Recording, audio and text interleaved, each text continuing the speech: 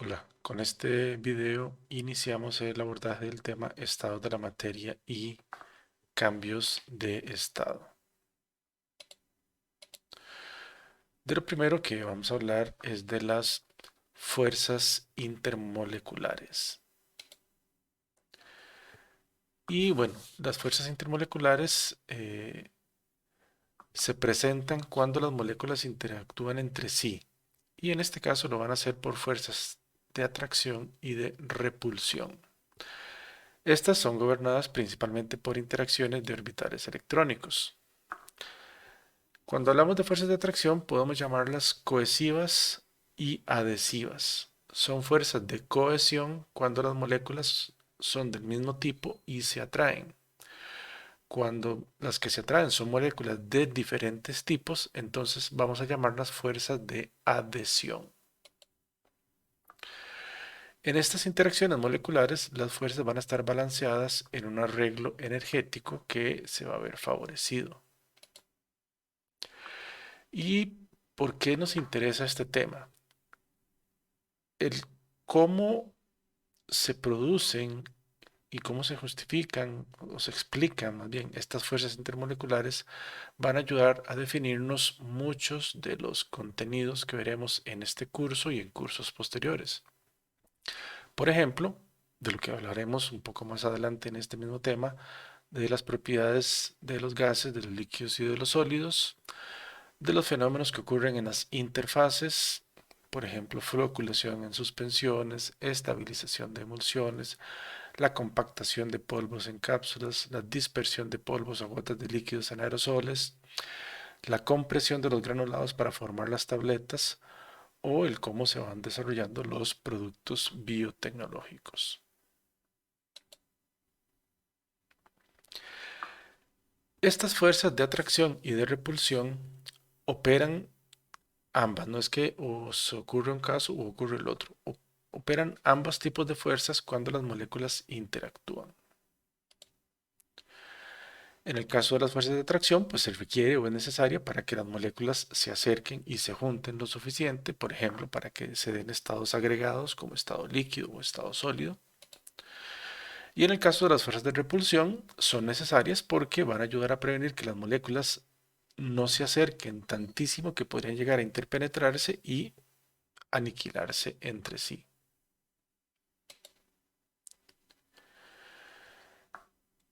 Estas fuerzas de atracción, que se llama de moderado alcance, son inversamente proporcionales a la distancia que separa las partículas, o sea, lo que aquí estamos llamando R, donde este exponente n depende del tipo de partículas.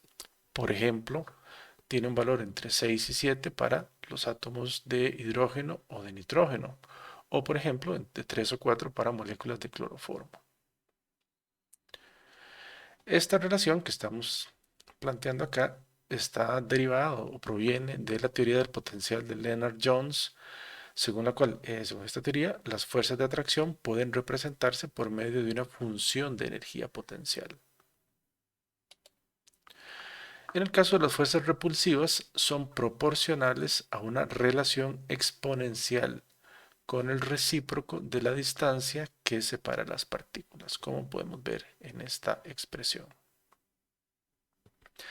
Entonces, tomando en cuenta esta teoría del potencial de Lennard Jones, podemos ver en esta figura donde se representa gráficamente lo que conversábamos o mencionábamos en la diapositiva anterior. Teniendo que en el eje X de esta figura está la energía y en el eje Y la distancia entre las partículas. A manera de convención, ¿verdad? Es un acuerdo al que se ha llegado, la fuerza que actúa entre dos moléculas que están juntas es positiva cuando esta fuerza es repulsiva, ¿verdad? Que es lo que podemos ver acá. Vemos que las fuerzas de repulsión están por arriba del valor cero, digámoslo así, y por eso son positivas. Y es negativa cuando son de atracción, ¿verdad? Que sería esta curva que vemos aquí abajo. Cuando se colocan juntos estos componentes de la fuerza de interacción, digamos que los sumamos, nos da este resultante que es la energía neta potencial. o energía potencial neta. En el caso de las fuerzas de atracción, operan o son funcionales, ¿verdad? O son de interés en una mayor distancia que las de repulsión. Este componente de fuerzas atractivas de largo alcance de las interacciones moleculares pues va a resultar significativo cuando la superposición de las nubes de electrones es pequeña. Entonces, aquí lo que podemos ver es que claramente en el caso de la distancia entre partículas, a mayor distancia, pues entonces menor fuerza de atracción, evidentemente. Y conforme va disminuyendo la distancia, es decir, si nos moviéramos en el eje X hacia la izquierda, vemos que las fuerzas de atracción van aumentando. Recuerden que estas fuerzas por convención se les da un signo negativo, por eso, ¿verdad?, se hacen más grandes negativas. En el caso de la repulsión, aumenta de manera exponencial con una disminución de la distancia entre las moléculas. Entonces, lo que podemos ver acá es que se requiere una menor distancia entre moléculas para que empiecen a operar las fuerzas de repulsión, pero cuando esa distancia empieza a reducirse, la fuerza de repulsión aumenta de manera significativa y exponencial, como lo vemos acá. Ahora, dependiendo del tipo de molécula con la cual estemos analizando la interacción, pues detalles más específicos de estas curvas, pues claramente van a ser ligeramente diferentes. Pero lo que nos interesa es que la forma general que estamos describiendo acá se mantiene independientemente del tipo de moléculas. Entonces, podemos decir que cuando dos moléculas se acercan una con otra, los cambios de energía van a ser graduales y negativos. Es decir, va a empezar a darse la atracción hasta un punto en el cual ocurre un mínimo de energía potencial, que lo podemos ver acá. Ahí entonces la energía, si las moléculas siguen acercándose, la energía va a empezar a subir rápidamente. Pero entre más pequeña sea la separación, pues más rápidamente sube esa energía y las fuerzas repulsivas empiezan a dominar. Este punto, ¿verdad?, que podríamos llamar esta distancia de equilibrio, que usualmente tiene una longitud de unos 3 a 4 Armstrong. En ese punto, las fuerzas de atracción y de repulsión son iguales y la energía potencial de estas moléculas está en un mínimo y el sistema presenta la máxima estabilidad. También a este punto que estamos señalando acá se le conoce como el diámetro de colisión. Entonces, recapitulando, lo que nos interesa es que cuando dos moléculas se van acercando, empiezan a predominar las fuerzas de atracción hasta que llegan a un punto en el que están lo suficientemente cerca para que empiecen a dominar las fuerzas de repulsión y entonces la energía neta potencial se incrementa significativamente.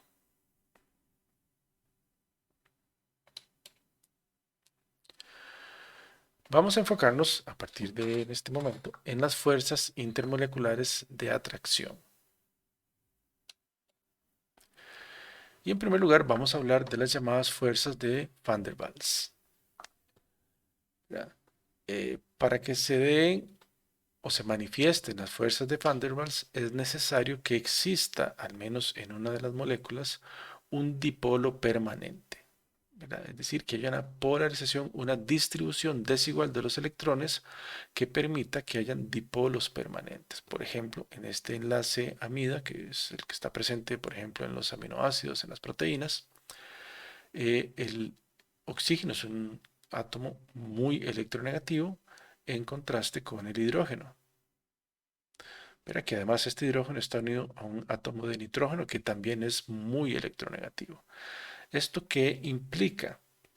Que en teoría decimos que el nitrógeno y el hidrógeno comparten un par de electrones acá para formar el enlace covalente, pero en la práctica esto no es tan cierto. Uno, el efecto atractor de electrones del oxígeno y más con este doble enlace se hace manifiesto, por lo que tanto tiende a atraer hacia sí todos los electrones que estén relativamente cerca, pero el nitrógeno también es muy electronegativo.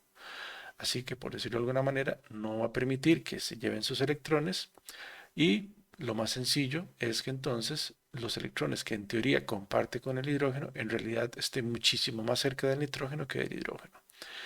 El resultado de esta situación es que hay un dipolo negativo en esta porción de la molécula, en el átomo de oxígeno, y un dipolo positivo en esta porción de la molécula, específicamente en el átomo de hidrógeno. Y bueno, dentro de las fuerzas de Van der Waals tenemos varios tipos. Vamos a ir explicando una por una.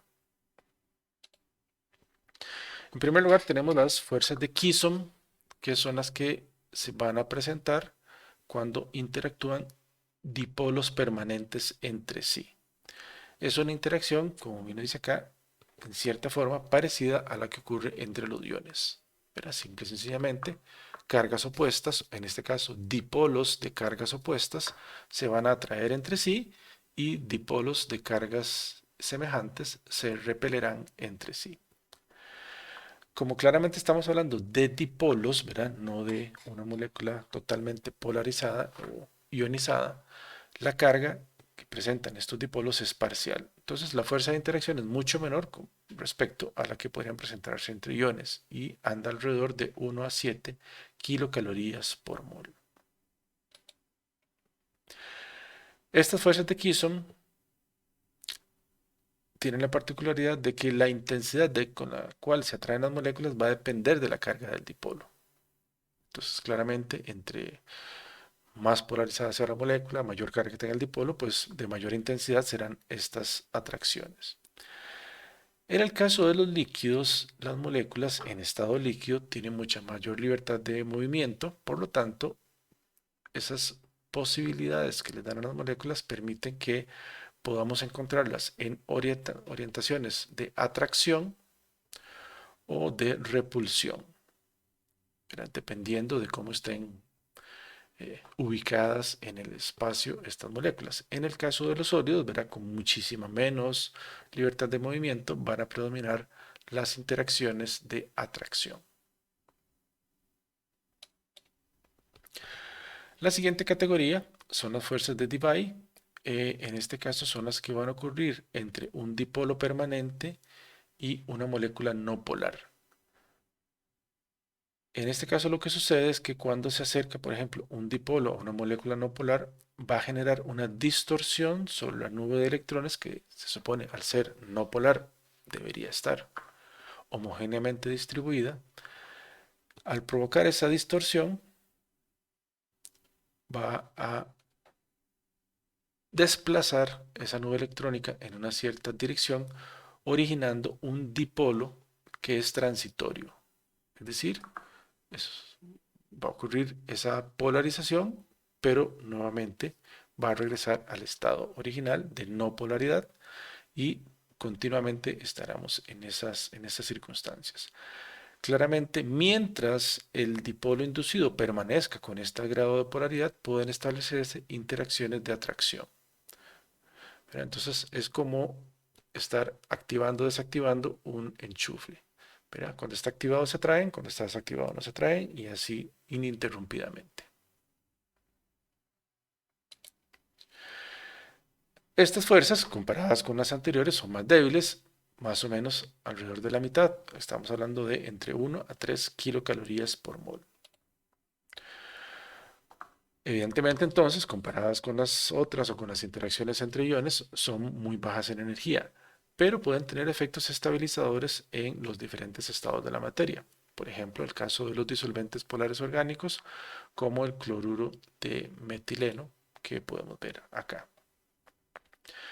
Pero en este caso, el cloro es un poco más polar que el hidrógeno y entonces puede establecerse una interacción entre estas regiones. La siguiente categoría son las fuerzas de London, que van a ocurrir entre moléculas no polares.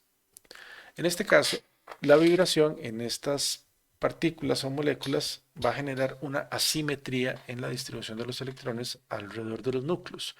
Y esto puede provocar un dipolo temporal o un dipolo inducido. En este caso, estas fuerzas de London pues, resultan suficientes, por ejemplo, para lograr la condensación de moléculas gaseosas no polares que permiten luego formar ya sea líquidos o sólidos, cuando las moléculas evidentemente se acerquen lo suficiente unos a otras. Además, es lo que permite la fluidez y cohesividad de las membranas bajo condiciones fisiológicas normales. Entonces, en los organismos vivos, las fuerzas de London también tienen su importancia bastante significativa. Podemos decir que en promedio la distribución de cargas en una molécula no polar es simétrica, que es lo que tenemos acá. Sin embargo, como mencionábamos anteriormente, en periodos muy cortos, ¿verdad? Aquí estamos hablando de fracciones minúsculas de segundo, esa nube electrónica puede fluctuar, es decir, no necesariamente distribuirse de manera simétrica. Por lo tanto, ¿eso qué implica? Bueno, que los electrones podrían extender en un periodo determinado una tendencia a estar más ubicados en una región que en otra. Y eso crea una cierta polaridad. Entonces, una molécula no polar que esté ligeramente polarizada se acerca a otra, eso va a provocar un dipolo en la segunda molécula y con esa orientación adecuada pueden darse interacciones de atracción.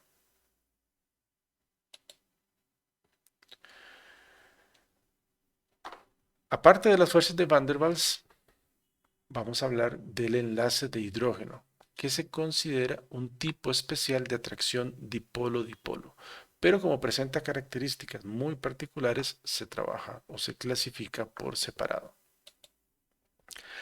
Primero, lo que se requiere es que tengamos moléculas muy polares que posean átomos altamente electronegativos, principalmente flúor, oxígeno, nitrógeno y en algunos casos incluso azufre, que además estos átomos estén unidos a un átomo de hidrógeno. Por ejemplo, bueno, ahí tenemos el fluoruro de hidrógeno, el agua o el amoníaco. En este caso, por el tamaño tan pequeñito del átomo de hidrógeno y un gran campo electrostático, puede acercarse a un átomo electronegativo formando una unión electrostática. Y en este caso, estamos hablando de fuerzas intermoleculares de alta intensidad y que tienden a ser permanentes. Además, otra particularidad es que este enlace puede ser entre moléculas, o sea, entre dos moléculas separadas, o puede, en algunos casos, dependiendo de los sustituyentes que tenga una molécula, producirse un enlace de hidrógeno dentro de la misma molécula. Entonces, la presencia de estos tipos de interacciones, por ejemplo, nos permite explicar las propiedades inusuales del agua en relación con compuestos de hidrógeno de otros elementos del grupo 6A de la tabla, como sería el disulfuro de hidrógeno o el disulfuro de selenio. A manera de ejemplo, el punto de ebullición del agua es mucho mayor, 100 grados centígrados, o sea, la presión de una atmósfera, con respecto al del sulfuro de hidrógeno, que es de menos 60,3 grados centígrados.